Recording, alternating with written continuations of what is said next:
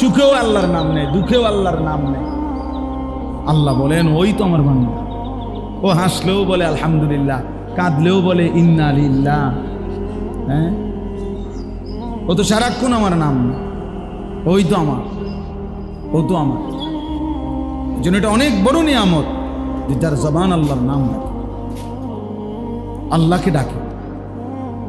জবানকে আল্লাহ তাআলা, জিহ্বা যার আল্লাহর নামে ডাকে, বহুত বড় শুকরিয়া। এই বাপ, বহুত বড় শুকরিয়া। কিতাবের মধ্যে আমরা পড়ছি, যার একবার আল্লাহর ডাক আল্লাহ কবুল করে, তাকেই আল্লাহ দ্বিতীয়বার ডাকার সুযোগ দেয়।